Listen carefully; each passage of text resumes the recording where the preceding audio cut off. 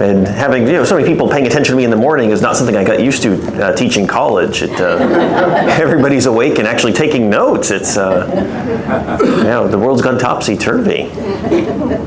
But that, and gosh, I was pretty excited. I got a cherry mash in my bag too. So I know if I would have known free cherry mashes were involved, I'd do all sorts of talks.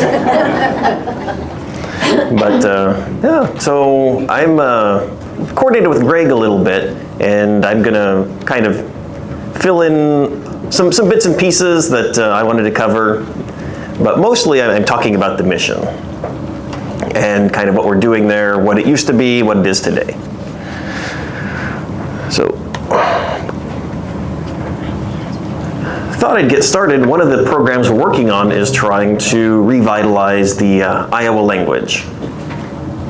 And so, let's see, I got a little, I could say, Minyeke, Mike, Higanyeke. Oh, my name is Mike. Aho, Darika. Hello, how are you? Now, one of the fun things about the Iowa language is that the differences between if you are female speaking, you have different pronunciations than a male speaking. So, Inbike. I am good. So, hope everybody's doing good today. Now, I bring up the language, though, because this is kind of something Greg touched on a little bit, in that when we talk about the Iowa Tribe, now it's the Iowa Tribe and the Ioway people. That's kind of, sometimes people ask me, is it Iowa or Ioway? Iowa is always the tribe, Ioway is the people. But in this case, if we're talking about the tribe themselves, that's Bahoje, people of the gray snow. Now the word Iowa is actually a French spelling of a Sioux term, which was not necessarily a nice term for the Iowa tribe. They just call them Iowa. And so, I mean, sleepy people. Now, I also bring up as a side note, the tribe, the collective people we call the Sioux are actually the Lakota, Dakota, and Nakota, because the word Sioux meant snake. And so it was not a nice term for because the explorers would show up and they'd say, hey, who's that tribe over there? And they'd say, oh, that's the snakes. They're a bunch of jerks. And then suddenly, forever now, they are the Sioux. That's kind of how the Bahoje end up as the Iowa. Now, more specifically, though, if somebody was to ask you where you were from, it would be the Chiware, the people of this land. And they split from the Ho-Chunk back in roughly the 1600s. And now, I also have to kind of make a quick disclaimer in that some of the things I'm going to cover are really sort of generalized and condensed. And so I always have to kind of give that disclaimer, because if I want to tell you the whole history, we'd be here for a long time. And they only gave me an hour. So the other part too is that my history professors, when I was an undergraduate, and also as a graduate student, they would constantly remind us as students that history without context is simply just names and dates. It's rote memorization. And that's not what history is about. It's that anybody can remember a name and a date. It doesn't show any sort of knowledge. But if you can talk about the context in which this history happened, that's more important. And so I'm going to kick back to Andrew Jackson for just a moment. Now, probably remember him, guy in the $20 bill, 7th president. One of his many things, he'd quite the story gentleman, Andrew Jackson. But he begins the process of Indian removal. Everybody east of the Mississippi, he wants them gone. Now, his claim, of course, is that relocating the tribes was best because it was an honest policy that would save them from utter annihilation. Because if you look at what was happening at the tribes at the time, especially the Choctaw, the Cherokee, and all of them, Not to mention what had happened to all the New England tribes since the arrival of the Pilgrims.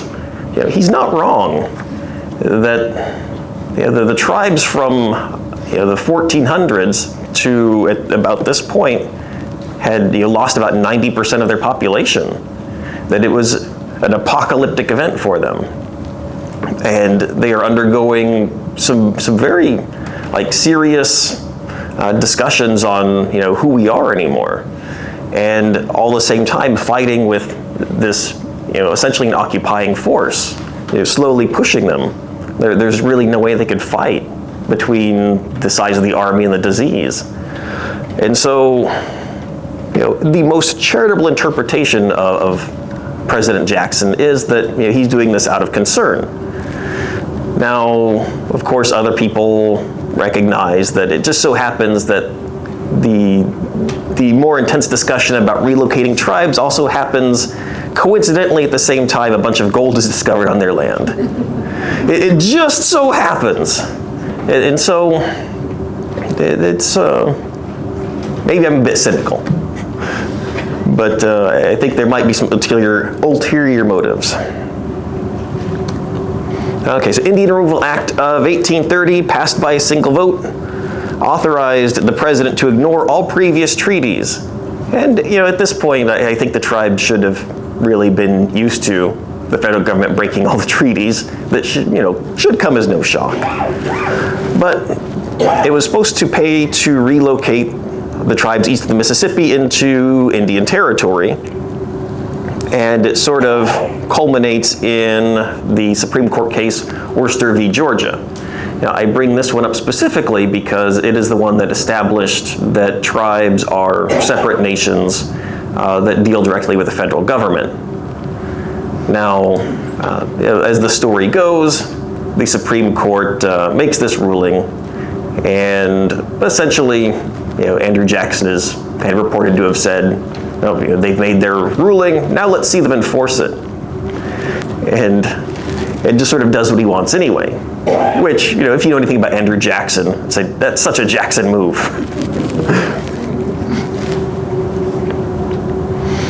Now, this sort of coincides roughly with and it's called the Black Hawk War. I wouldn't necessarily, in modern terms, call it a war, but as these things go, that it's led by a Sac leader named Black Hawk. He's got a helicopter named after him these days. He fought with the British in the War of 1812. So we already kind of have a very brief history of him not being a fan of the United States government. Now, he's angry about a treaty where his people ceded lands east of the Mississippi. And, let's say he raised an army of about 500, but the other half of the people with him, out of roughly 1,000, was women and children. And they decide to just sort of go take back their land. And essentially, this move, not a lot of people who were non-tribal members were killed or injured in this. But what it does, though, is that while there was a lot of kind of public discussion, and in many cases, people were ambivalent to moving the tribes, what this does, though, is that in the wake of the Indian Removal Act, you have this guy going on what is essentially the media at the time would talk about this rampage, this warpath, and it scares people. And it gives the federal government really the impetus to use full force, everything necessary to start moving the tribes.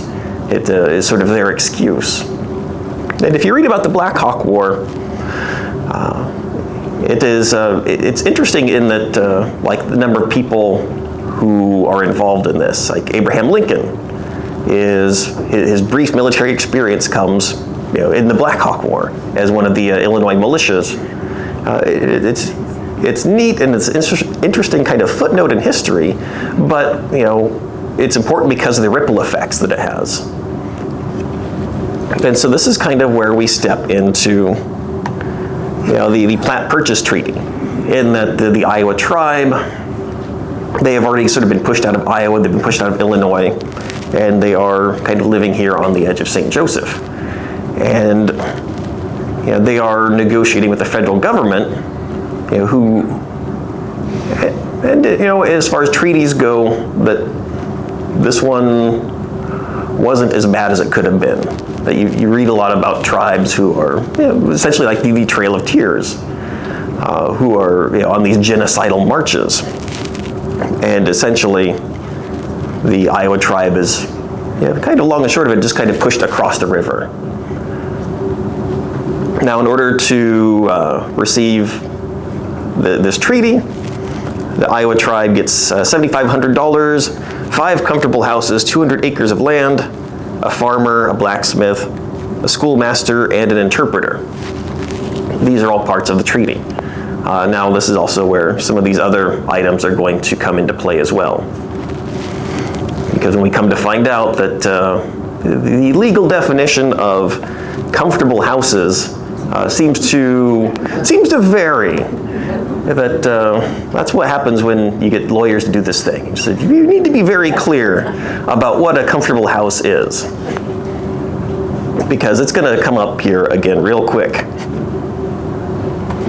Now this is actually about the same map. It's probably Greg's map that I got a copy of.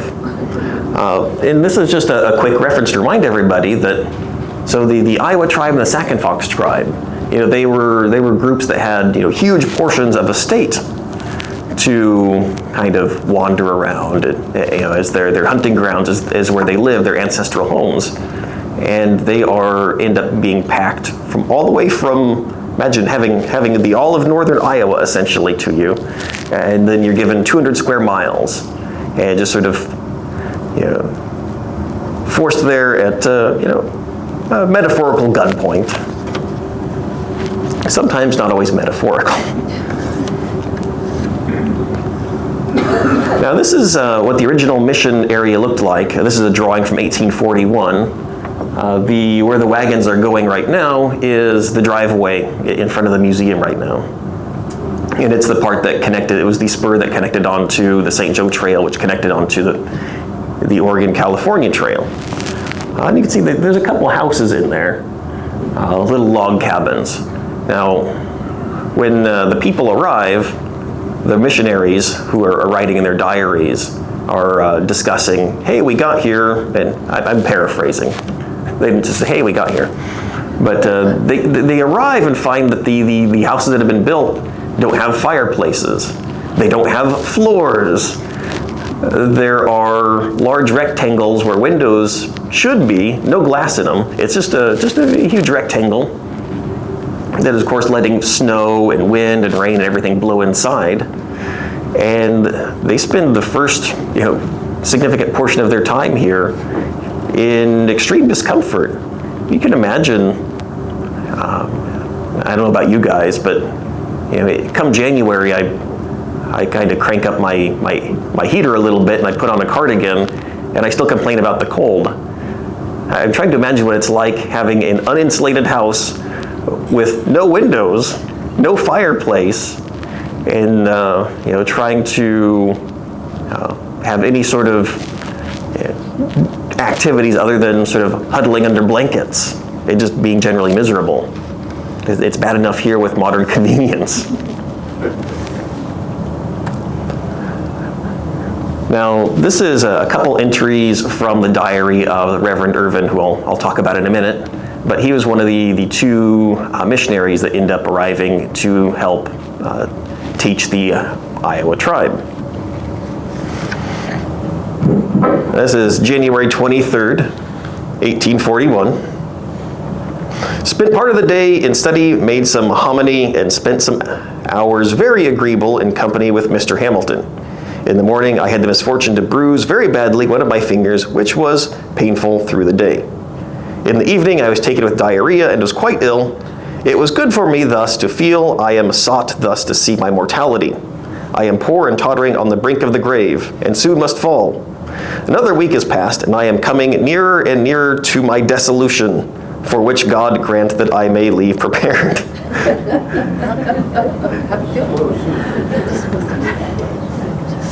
Not a good day for Irvin. Okay, Tuesday, February 2nd, 1841. Our little society on next Wednesday evening. On this matter, I have some fears and doubts.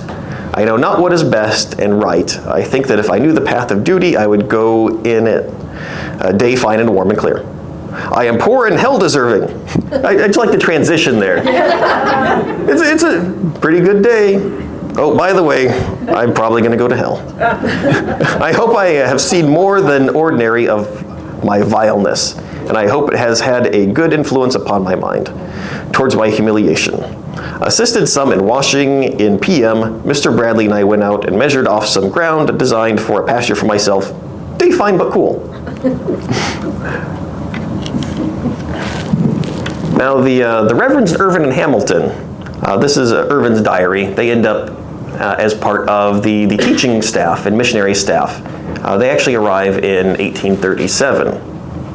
And so this portion of their diary in 1841 shows they are still struggling with a lot of the property. A lot of the houses are still not well insulated. They are struggling for money. I mean, they're struggling for everything. Now, this is the best pictures I have of Hamilton and Irvin. I want to point out that when they arrive at the Iowa Mission in 1837, they're in their mid-20s. These are the only pictures I've been able to find of them. I've got a picture of Irvin and his whole family. I sort of cut them off for a little bit later.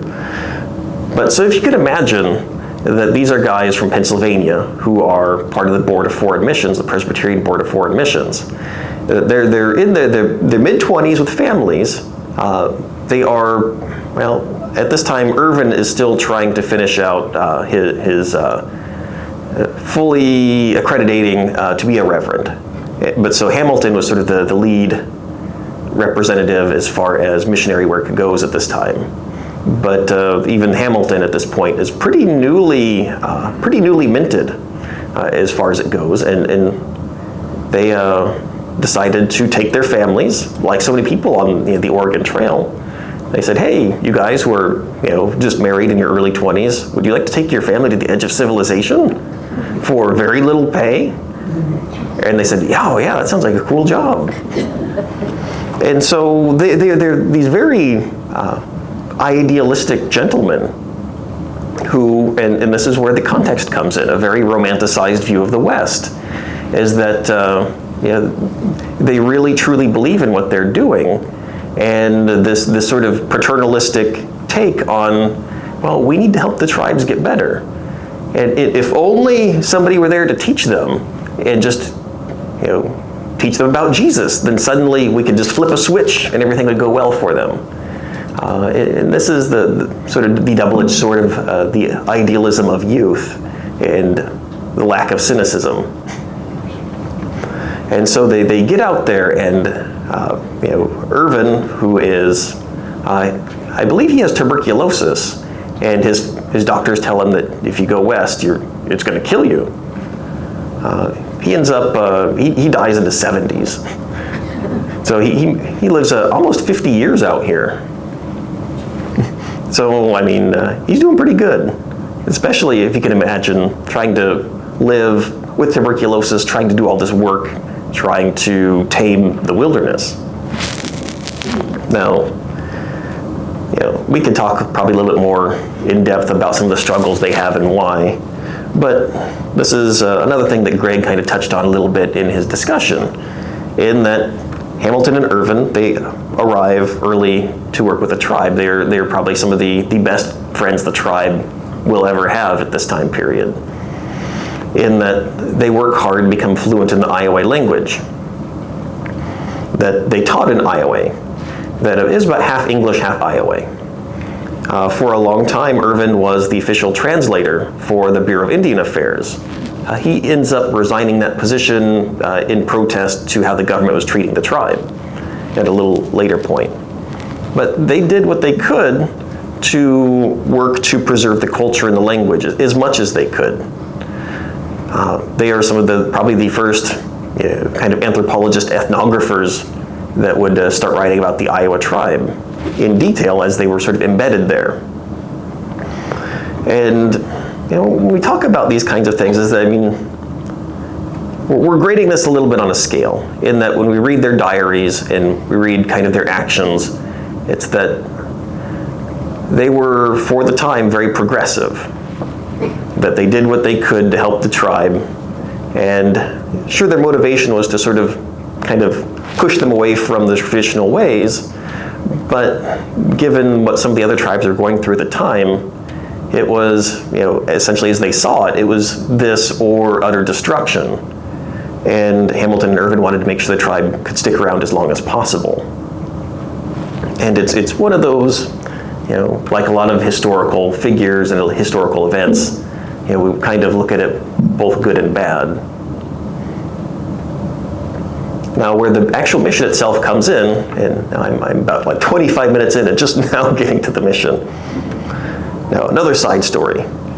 The Iowa Tribe, many of the more important folks in the Iowa Tribe end up being invited on a trip across Europe with George Catlin, which this is another one of those stories in itself, which is, we could spend hours on. It's really interesting. And so they go to England, France, Belgium. I believe the King of England gives the tribe some pocket watches. The King of France gives White Cloud a brace of dueling pistols. Of course, you can see those pistols on display at the St. Joe Museum. They're really neat. But kind of why I bring this up, though, is that, it is my interpretation as I, read through the histories and documents, that a lot of the people who would have been the most against building a mission school were across the seas. And so they leave Nohart in charge. And Nohart was more interested in education.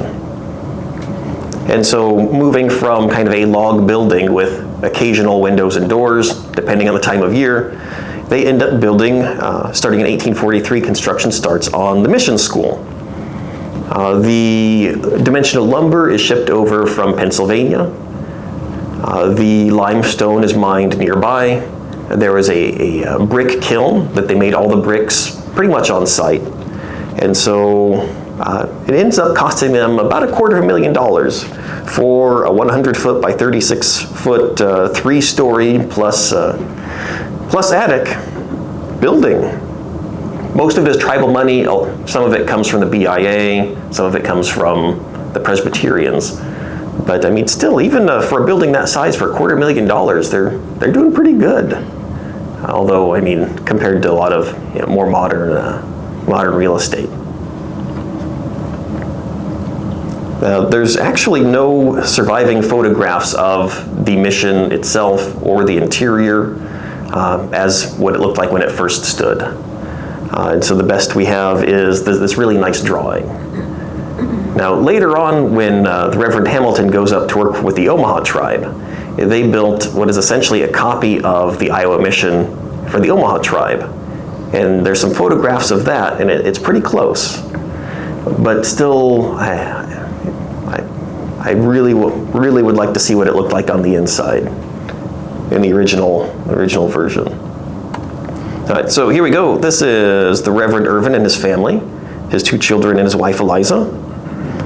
So all lessons were taught in English in Iowa with common study topics, spelling, arithmetic, geography. We do actually have at the mission a couple of the textbooks they used. And it's fun to read about how out of date some of the things are. Emphasis on industrial, domestic, and farming skills. And average about 40 students lived at the mission, and this is an average. It's usually a lot lower. Typical day at the school. Wake up at 5 for washing and combing. Chapel at 6 a.m. Older girls took turns preparing breakfast during chapel.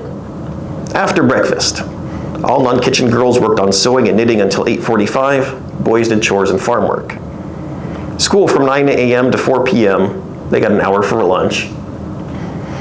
Chores after school until 5:30 for supper. After supper, worship service. After that, they had a little bit of free time, and then at 7 to 8 p.m., they had singing, exercise, and prayers until bedtime. and then you wake up and do it again. Every day. And so, I mean, it doesn't seem, when I look at this, it looks a lot like some of my farmer friends' schedules.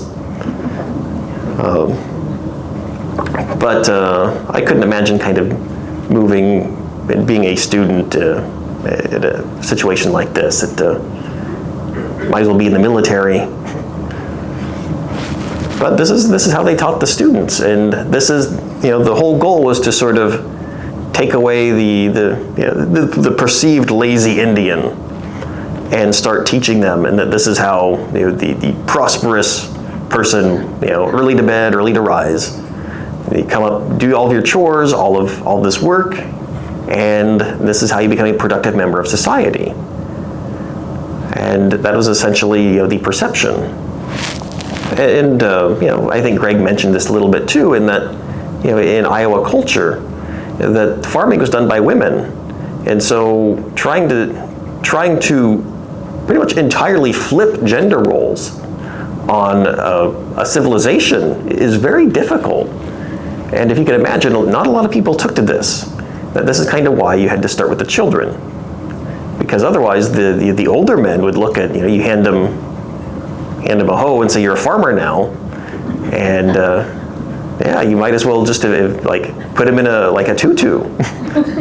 There's some stories of the teenage boys, when they're told they have to farm, breaking into tears because of the perception of what this is saying about their manhood. And they're growing up in a civilization who, as a man, your measure of worth isn't how many head of cattle you have generally. It's your ability to fight, to go on war parties and raiding parties. And so we end up with this very strange mix of people who are, as they're going through this school, a lot of times they can be perceived as less than, because, well, they don't have any fighting skills. It's like, well, what good are you? It's like, well, I'm a really good farmer. And it's like, well, that doesn't mean anything to us, the older generation, that you're essentially a non-person. Or there are stories of where they send people away from the tribe to learn to be like a shoemaker.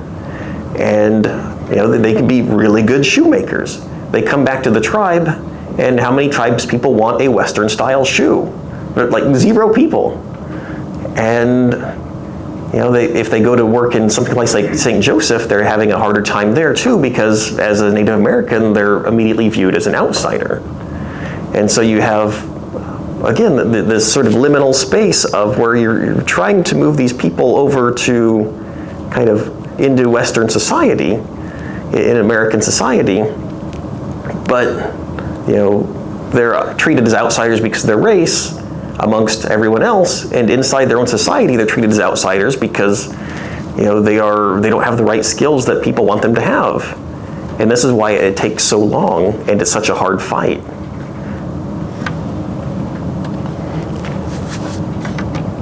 Kansas-Nebraska Act of 1854. Now this is, if you remember the earlier map of 200 square miles. This is where basically they open up Kansas and Nebraska to settlers. And in this case, the tribes go from 200 square miles each to about 30-ish miles. And it pushes them to the very border of Kansas and Nebraska, which means that in this case, the mission building, which was way down south, well, maybe way down 20 miles, it's a long walk. And if it takes you 2 days to get to St. Joseph, can you imagine? It's a long ways. And so, because of that though, that we have a lot of the tribes are unable to actually send their kids, because I think Greg touched on this a little bit too, in that the mission school was pretty much at the heart of the tribal area. That a lot of people would live in Iowa Point, and it's probably a good 8-hour walk between where the people lived and the school. But it wasn't too bad. If you wanted to go home, a lot of times the students did. They just got up and left. They go home, if it was hunting season, they would get up and go. In some of the Reverend Irvin's diary, he writes about, well, everybody's gone hunting today. Like 6 students showed up. Oh, he called them scholars. They're always referred to as scholars in his text. And it was kind of like that. It was, they did, kind of understanding that this is the way the tribes operated. They're not like some of the other schools we hear about. When you hear about like the Carlisle school that would shave their heads and beat them. But no, they worked hard to be friends of the tribes. And this is the important thing, is that the Irvin and Hamilton were part of the community for many years and did what they could to be friends of the tribes and friends of the children. And at this point, with the tribes moving up north, and they are finding themselves, what are we going to do now? And they work on sort of becoming just more of an orphanage, kind of taking in who they can and doing, again, the best they can with what they have. But of course, numbers begin to dwindle. Now, this is a picture of Irvin Hall at Highland University. Well, I guess Highland University at the time is Highland Community College now.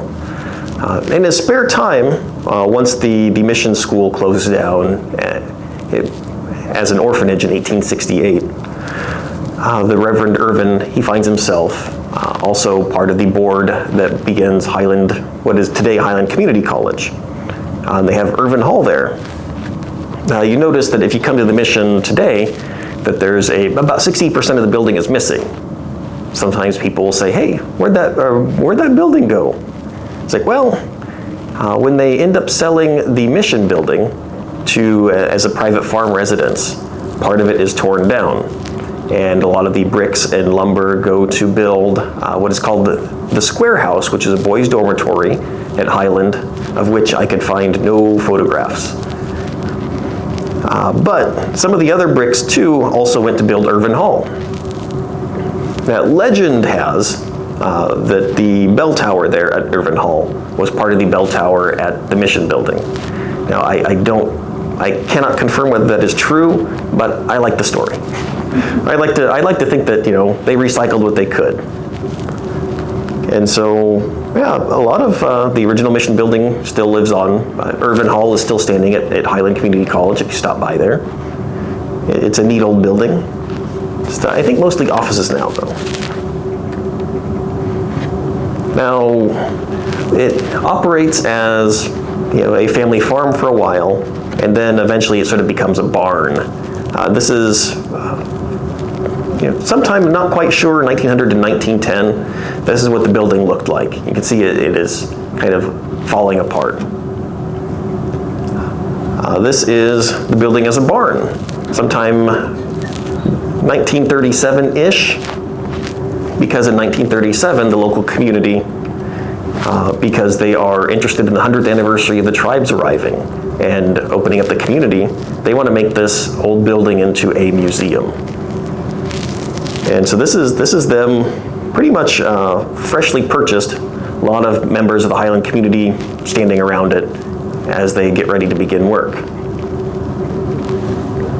And so they started in 1937. There's a war going on. I think some of you may have heard of it. That sort of slows reconstruction down just a tiny bit, but they get it open in 44. And this is what it looked like in 1944. That there's a little caretaker shack where I'm told the caretaker used to live on site. And it opens as the original version of the Iowa and Sac and Fox Mission Museum. Now it operates as that until 1994, and it closes down in 94 for renovations. They take away the caretaker shack there. Can't see it quite as well in this version, but they add on an addition that has elevators, that brings running water and electricity to the building. Before that, I'm told that they had an outhouse, and it wasn't very fun to use. And so this is, originally, the original version had a lot of focus on the local community. and it had a lot of stuff from like the Irvin's family, and it was more Doniphan County oriented. The version as the Native American Heritage Museum, which is what it reopened as in '96, kind of focused less on local history and more on sort of, let's say, immigrant tribes telling their own stories and sort of their forced removal. I do have some photos of the interior of this version, though. Nice thing is, at this point, we're slowly, personally owned cameras are more and more common outside the 1800s. And so, yeah, this is actually would be on the second floor now. If you come by, I can kind of show you where it's at. But yeah, they had a lot of like the tribal crafts that sort of detailed a lot of the beadwork, a lot of the industry and artwork of the tribe. A couple more photos here of traditional clothing and some sort of like the modern take on you take some of the more modern clothing and infuse it with traditional artwork and traditional beadwork. Now, the mission itself, though, this version of it shuts down in 2008 because of budget cuts. And the building sits empty for a very long time. So this is Iowa and Sac and Fox mission of 2022. So October 7 of 2021, with the House Bill 2408 passes 32-6. This is where the Iowa Tribe was able to petition the state government to return the grounds and the property, all 10 acres of it, back to the Iowa Tribe. There was a little bit of a fight in the legislature about it. Famously, there was some folks who were very worried that the tribe was going to get this land and turn it into a casino. And so the tribal council members had to go to the state and promise them that this was a museum, not a casino. They said, we've already got a casino, it's pretty nice, we don't need another one.